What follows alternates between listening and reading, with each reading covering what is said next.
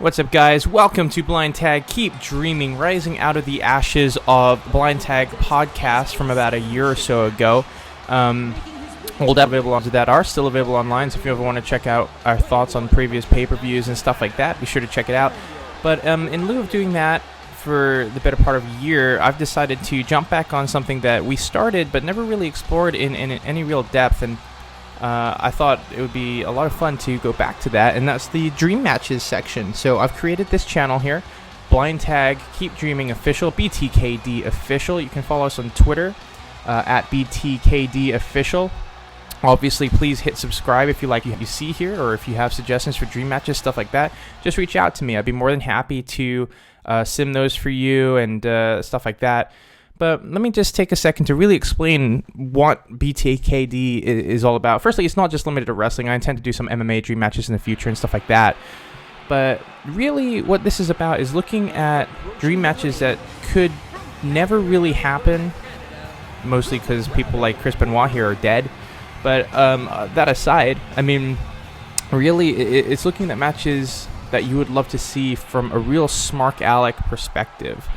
I mean, this match alone, I mean, you look at Chris Benoit, you look at Bryan, the first thing that should come into your head if you know a thing or two about wrestling is just how awesome a match these two would have together, you know, from a pure technical perspective.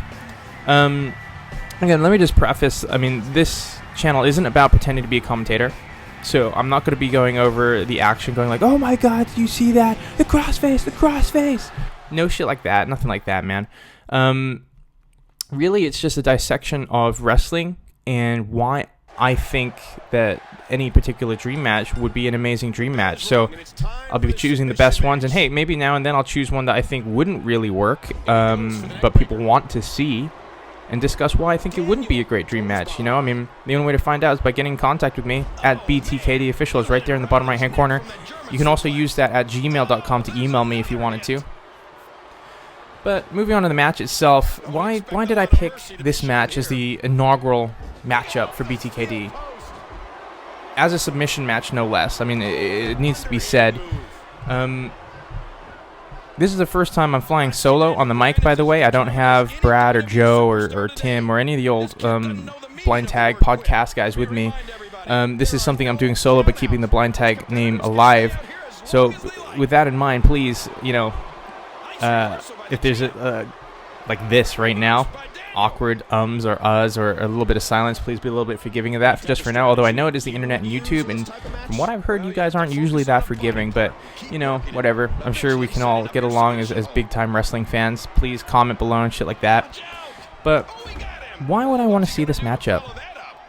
Because Bryan is one of the best in the world, and because Chris Benoit, no matter what he did in the past in his personal life, let's try and discount that for a second. Let's try and, I know it's difficult, but let's try and pretend that he died of natural causes. Let's try and pretend that he didn't murder his family, that he didn't become the monster he obviously did. Let's pretend. All right? Chris Benoit is one of the best technical wrestlers. Chris Benoit is one of the best technical wrestlers of all time. And there's just no getting around that. I mean, if you're learning to be a wrestler, if you want to be a wrestler, or if you are a fan of wrestling and you do not have an appreciation for Chris Benoit and his work rate, then you're following the wrong people. You probably want to be the next John Cena, which I guess is okay for your bankroll, but in terms of credibility, although, I mean, that being said, I'm sure John Cena the man is a plenty nice dude. Look at all the Make-A-Wish stuff he does, but that's neither here nor there. But from a pure technical standpoint, man, these guys would absolutely bring the house down. I think that a series of matches between these two, a submission match or whatever, I mean, this would be a pay-per-view style match right here. And we're talking about these guys in their prime, obviously. I mean, I'm assuming these matches, we're not doing fucking Ring of Honor Bryan or WCW Chris Benoit. Not to say that those elements or aspects of themselves were bad at that particular point in time. I'm a big fan of his stuff in Ring of Honor, and I was never a WCW watcher, but I've gone back and watched the key matches of Benoit's career in WCW, and obviously he was a very well-rounded talent, a great mat scientist that never really got to display it too much because he was being kept down so much. But that being said, that's one of the weird things is the fact that, you know, during that time in WCW, the main eventers wouldn't wrestle. The guys on the mid-card and lower card would absolutely steal the show from a wrestling standpoint, and Chris Benoit was one of those dudes. You know, he's just one of those guys. Daniel Bryan, of course, is enjoying a huge resurgence in popularity. In my opinion, it's not really stopped since about a year and a half ago, since WrestleMania 28. I mean, he was great before that, but the invention of the Yes chant, or reintroduction of it into the WWE, the mainstream of the Yes chant, and then the evolution of that into the No chant, as simple a fucking thing as that is, has really elevated him. The Team Hell No stuff, still don't know why they didn't go with the name Team Friendship. I think that's a lot better. I would, in a heartbeat, buy a t-shirt that said Team Friendship with little drawings of those two on it. Fuck yeah, that would be awesome. But they didn't go that way. They went Team Hell No. And, you know, I enjoyed the Team Hell No stuff, and even the stuff now with the Weakest Link gimmick, I think is working really well for him, because you're seeing a tenacity in Daniel Bryan in some of his matches. I mean, the match he had a couple weeks ago with Seth Rollins, Tyler Black, was fucking incredible. And what made it so good was the fact that they were essentially allowed to wrestle a Ring of Honor style match, which is amazing. And that kind of level of intensity that he's bringing to him, his character now, is something that was displayed by Chris Benoit throughout his entire career. Chris Benoit was never great on the mic, not really. His actions spoke louder than his words ever did. I mean, you saw how difficult it was for him to get a fucking catchphrase over. Toothless aggression, prove me wrong, stuff like that. Never sounded entirely convincing, just because of his limited mic abilities in comparison to other workers at the time, you know, like Eddie Guerrero, or, you know, Stone Cold, Kurt Angle, Chris Jericho, of course. I think Daniel Bryan is pretty good on the mic, a lot. I think he's grown a lot. But from a pure mat standpoint, these two would absolutely tear the house down. There would be pure science in their wrestling as they go hold for hold, one after the other, reversing a move into a signature, or a submission into a submission. They would absolutely, yeah, I can't help but feel it would be a 5-star match. It really would be.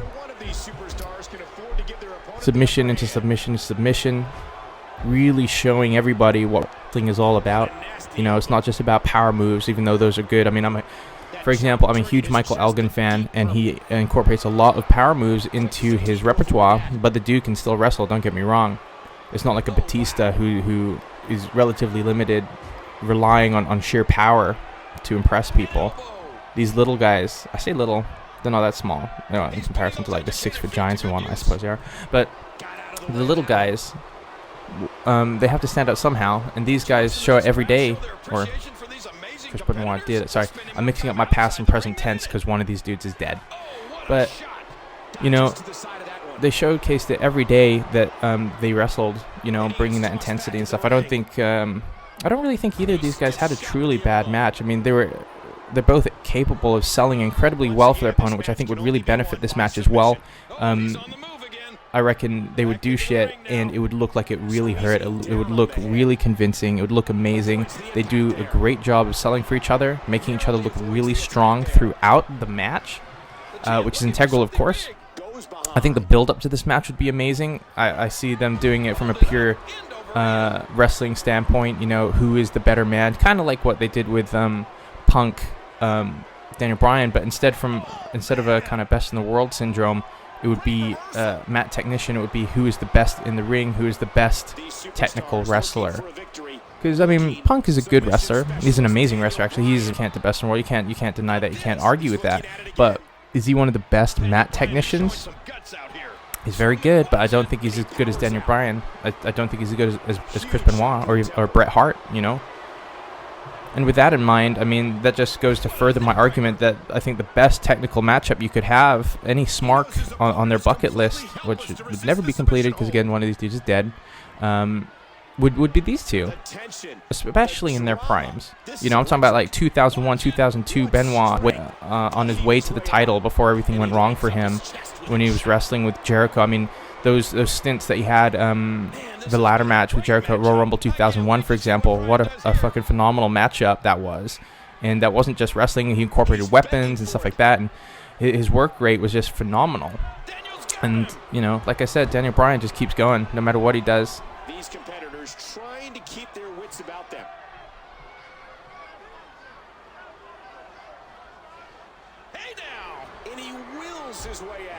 See, this is what I'm talking about right here.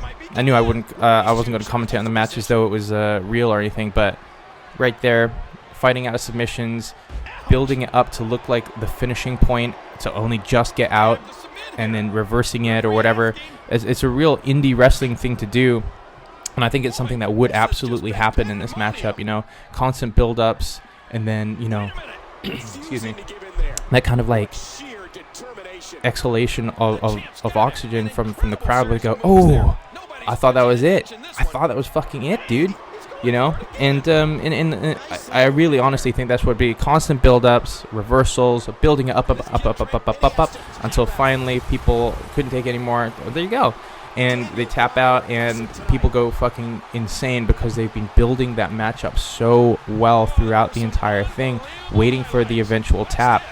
And, you know, honestly, I think that the WWE 13 did a pretty good job of simming that. So props to you guys at, well, not THQ anymore, but yeah, the THQ guys, when they did make this, you know, good job for balancing the AI and stuff. I thought that was a pretty convincing sim. And yeah. So that's it for me for the first episode of BTKD. I know it's a little bit difficult doing it solo. I'm hoping to learn a lot of lessons. You know, please give some feedback and stuff. I'd love to know what you thought, what you think. And of course, if you have any particular dream matches that you want to see yourself, do not hesitate to let me know. Reach out over Twitter, reach out over Gmail, whatever. And if I like it, I'll do it. It's as simple as that. And I really want to have that Smark Alecs-y kind of community. So, you know, please comment, subscribe below, go to YouTube and go to Twitter and follow us and shit like that. And until next time, keep dreaming.